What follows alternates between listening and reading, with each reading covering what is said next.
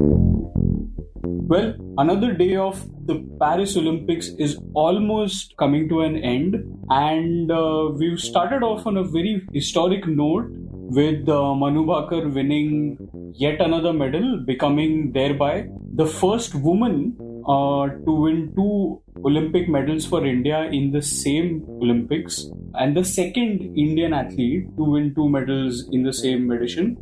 The first time it happened, that happened way back in 1900 when the guy who won it, Norman Pritchard, he wasn't even aware that he was competing for India. And obviously, because there was no India back in 1900. But finally, we've had somebody who's won two medals, that is Manu Bhaker. To discuss all of that, we are going to have Mihir Vasavda joining us from Paris, and we have Vinayakk Mohanarangan joining us from Delhi. This is our special Pod of the Rings episode where we talk about the day gone by at the Paris Olympics and the day to follow tomorrow. Before I come to Vinayak, I think I should go to Mihir first. Mihir, first of all, can you just talk about the significance of Manu winning two medals at the same Olympics? I mean, I don't even want to say rare; it's just historic, right? It hasn't. In independent India's history, it hasn't happened before. And especially when you look at the time gap between at least the two bronze medals, individual bronze medals that India won. It was 44 years in 10 Olympics. K.D. Jadhav in 1952, Leander Pace in 1996. 44 years India needed to win two individual Olympic medals. And here you have a 22-year-old girl from Haryana taken just 72 hours, 3 days to do that. So that is itself quite remarkable. And then when you go deeper into India's Olympic history, मतलब हमें पता है रोना धोना ही ज़्यादा हुआ है. It's always been a case of fourth place finisher है, उसे legend बना दिया हमने. People who haven't won medals are legends of Indian sport. And when you look at it like that, it becomes even more significant. The third point, athletes spend their entire life, their entire every living second, every breath they take is basically to win an Olympic medal or to be a kind of in contention to win at least one Olympic medal in their life. And then you have someone winning two in 3 days. Indian athletes नहीं करते मतलब we've never imagined an Indian athlete winning two medals at the same Olympics. We've seen other countries and हमने grudgingly admire किया है उन्हें. So for that to happen, I think is remarkable, the kind of composure and the impact this medal will have, I guess, guys. It'll be very similar to what, say, for example, Abhinav Bindra's gold medal had an impact in 2008, or when Sushil Kumar showed the entire country that it's possible to win not just one, but two Olympic medals. Or the way Neeraj Chopra, the dominance and the nonchalance with which he won the Tokyo gold medal. Manu Bhaker's medal will have that sort of an impact. And you could see that immediately within the Indian contingent at the Paris Olympics. I caught up with Satvik Sairaj Reddy immediately after his doubles match against the Indonesian pair. And you could just see how happy everyone was. He said that Manu's second medal, A, has spread a lot of positivity in the team. B, it has kind of instilled a faith in them that this is their time. And that's the kind of energy that's being sent out from 300 kilometers away and from Châteauroux to Paris. Right. Just talk to us about Manu's partner as well, because the first medal that she won, the first bronze medal that she won was in the 10-meter individual air pistol event. This event that she's won a bronze medal in today was a 10-meter mixed team event where she combined with Sarabjot Singh. Now, I know there has been a lot of talk about how, Indian shooting has not delivered over the last two Olympics. But just look at Manu's age, just look at Sarabjot's age. Both of them are 22-year-olds. This future does seem promising. We probably don't want to read too much into it, but still, two 22-year-olds combining to win us an Olympic medal is not something that happens a whole lot for us. So, Mihir, just can you also talk about Sarabjot Singh? Were you expecting him to win a medal before the Olympics started? Just talk about Sarabjot for a minute. He was. And Sarabjot is a very interesting person. Not for anything else, but just the personality that he is. And I'll come to that part again later. But Sarabjot, when I met him in Bhopal when the selection trials were going on in May, he was talking about how, since the time he started shooting, which is around when he was 14 or 15 years old, उसने उसके सारे जगह जहाँ पर उसकी सबसे पहले नजर पड़ती है सुबह उठकर, everything was covered in Olympic motifs. and science. So, say for example, his phone used to have Olympic medals. His gaming console, he's a big time gamer. So his gaming console had an Olympic medal का wallpaper. The LED lights that, जो उसके gaming console पे था, वो उसने Olympic ring के colors में कर डाले थे. So that kind of obsessive he was. And he was totally shattered on Saturday after his qualification round, where he missed by a margin that, we can't see with human eye. Utna narrow tha margin. So for him to recover from that setback and come back and shoot the way he did yesterday, it's remarkable. And then to repeat it today again, I thought it was quite brilliant. And the pairing is quite fascinating too. Like Manu is someone, say for example, who likes riding horses. Sarabjot prefers fast cars. Manu plays violin. Sarabjot listens to Punjabi pop. I mean, Manu, for concentration, juggles 3 or 4 balls at a time. Sarabjot sits in a dark room and stares at a candle. So they're very opposite people, the two of them. But purely when it comes to shooting, they're both very uncluttered minds. And I think that is what got them through today. When Sarabjot was shooting low scores at the beginning, it was Manu who was kind of holding fort and getting the job done. And towards the end, when Manu had a couple of poor shots, it was Sarabjot who stepped up and covered for her. So that kind of teamwork, that kind of, in shooting, of course, you can't coordinate all these things because eventually you're alone in the range. But they did step up and, deliver under pressure, which is something Indian shooters haven't done in the past, recent past at least. Right, right, of course. Mir, just before we let you go, I also wanted to get your opinion on Jaspal Rana. I mean, what kind of role did he play in Manu's win? I mean, he's one of those very fascinating figures in Indian shooting, kind of ostracized, came very close to, I guess, being an outcast, but then he's, by the sheer will of the things that he does or he gets the shooters to do, he's ensured that Manu has kind of won 2 medals at the same Olympics. Just talk to us about him. He's a slightly divisive figure, I guess. Jaspal Rana, you guys will know, he is quite a character, to put it mildly. He's a legend in his own right, former world champion, former Asian Games champion, Asian champion too. He then delved into a career in politics. He fought elections for BJP. He's now with the Congress. सब कुछ किया उसने. He then eventually put a break on his active political career and turned to coaching 10 years ago and devised this program which gave, I mean, he's partly responsible. He was not the only person responsible, but which gave this great army of young shooters for India. And Manu Bhaker was one of them. They, as we all know by now, had a big falling out. Things patched up, but Jaspal was publicly kind of berated. The former NRAI president, Raninder Singh, called him a negative factor during the Tokyo Olympics in 2021. Earlier this year, apparently there was Jaspal alleged that the high performance director of Indian shooting asked him to leave the shooting range in Delhi because of some standard operating procedures. No one really talks to Jaspal. He's literally by himself. And he again claims that his name wasn't on the list to come here as a part of the coaching staff of the shooting team or as a private personal coach of Manu Bhaker. It was only when PT Usha, the IOA president, intervened, his name was added to the list last minute. So, and see, there are reasons. I mean, people have called him, a kind of, he's straightforward, he's straight shooter. When you talk to him about something, you don't know what kind of reply you'll get. And it might sound harsh. Sometimes he's speaking the truth, and truth often sounds harsh.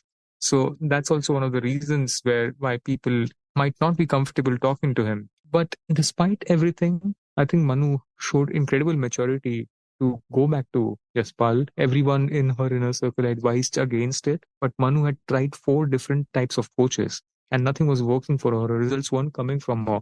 And she eventually recognized that it was Jaspal with whom she clicked the most.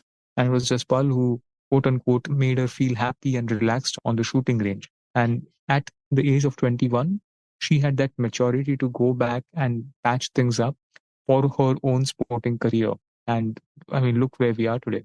Okay, well, that's all the time we are going to get from Mihir because, as you guys must have known, that he is in Paris right now, running around from one venue to another. On an average day, I believe he runs from anywhere between 3 to 5 venues, bringing us some of the best coverage of the Olympics that you are going to get. So you should go to indianexpress.com, check out his stories for a colorful flavor of everything that is happening in Paris. But if you also want a real-time update, your man is Vinayakk Mohanarangan, who is joining me. Vinayakk, welcome to Pod of the Rings. I'm sorry you've been waiting very patiently for a while now. What has, just for people who are maybe just listening to this and maybe haven't paid attention, what is the couple of things that maybe stood out for you yesterday? Obviously, Manu to tha, but besides that, agar kuch ho, ya fir even about Manu, something that maybe Mihir missed out? No, yeah. I think Mihir, the sort of stuff that he's been writing and saying. So, yeah, Manu and Sarabjot, it's all Mihir. So, we'll look at the other stuff. And you asked me the question, but I want to come to you first. Yeah, go on. You live blogged the Dhiraj Bommadevara match. Apparently, it was interesting. I think I'm starting to realize that I'm like a jinx. Whenever I live blog something, it goes to, because just before that I mean Jasmine wasn't मतलब last minute उसको धक्का मार के whatever weight class सब किया and all of that I understand, but I'm just saying that maybe मतलब I live blogged her, बिचारी हार गई, even though it seemed very clear that she had a height advantage. Then we had Dhiraj, and I mean, I like the one thing that you said, Vinayakk, in your inputs for the live blog. You know, we keep demanding that our athletes are perfect, especially our archers, because we keep thinking of them as perennial underachievers. But look at Dhiraj. There was a point where I think he shot 7 straight tens, then he had a 9, which is why we went into a shoot-off. And then even in the shoot-off, he was competing against, I think, the world number 5, if I'm not mistaken, and Dhiraj is the world number 12. He shoots a 10, but only because the Canadian archer's arrow is closer to the center. And I know you want to talk about how closer, wo fine margins, kitna fine hai, wo, I know you want to talk about it. But I mean, just because of that, Dhiraj is going back home from his first Olympics. Vinayk, you just want to talk about how slim these margins are at the elite level in Olympic sport? Yeah, 2.4 centimeters apparently. That is what it comes down to. The distance between the two arrows was 2.4 centimeters. But yeah, there are other calculations and all that. But Dhiraj's arrow was, I think, around 50 or so millimeters away from the exact center. And this guy's arrow was around 30, radially speaking, 35 millimeters. But it is crazy, right? I mean, we're talking about millimeters and centimeters like it's small deal. It's basically ended Dhiraj's hope for a medal in the individual event. It's incredible to think that, you know, a guy who shot so well ended up losing because the other guy just went on to shoot 10-10-10 in the penultimate set, 10-10-10 in the last set, and a closer 10 in the playoff.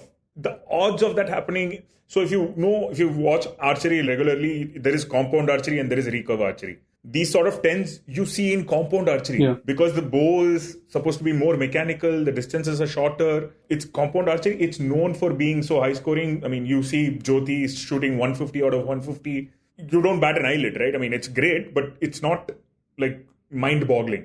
But to shoot 7 10s out of 7 is when you're losing the match.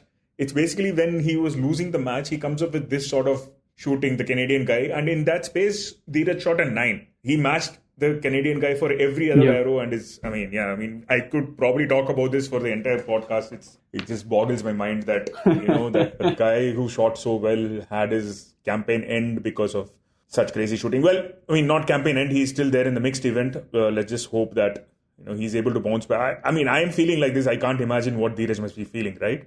I mean, athletes, what these guys go through. Vinayk, I think ये जो आने वाला generation है, I know I'm maybe giving our ages off or whatever, but ये जो 20-somethings teenage वाले athletes है अपने, they are slightly hardwired different is what I feel, you know. Because when we were doing the chess candidates tournament, you had that 17-year-old Gukesh who was winning all throughout. He goes on to lose. And then he goes on to say that, you know, I was the happiest when that happened because I knew I was winning. Like, I only lost out because of time.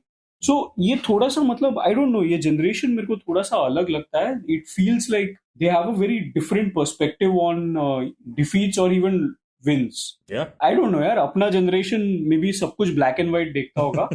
These guys have nuances to that. But moving on, Vinayk, I think you mentioned this fine margin. So I was just, we also have a very incredible piece written by our colleague Shashank Nair, who's written about how tiny the margins are in shooting, the world that Manu Bhaker inhabits, where, you know, 10 is considered semi-perfection because actual perfection is a 10.9. What's a 10.9, you ask? A 10.9 in 10-meter air rifle is basically a dot on a paper that you are supposed to target from 10 meters away. So it's that fine. Like it's literally maybe the seed of an apple se bhi chota. So it's that much of a fine margin theater that the Olympics shows us. I was also looking at gymnastics, just one tiny digression. I was looking at gymnastics and I was looking at, these gymnasts going up on the balance beams, doing all those somersaults in the air and landing on those things. Those things I realized today are literally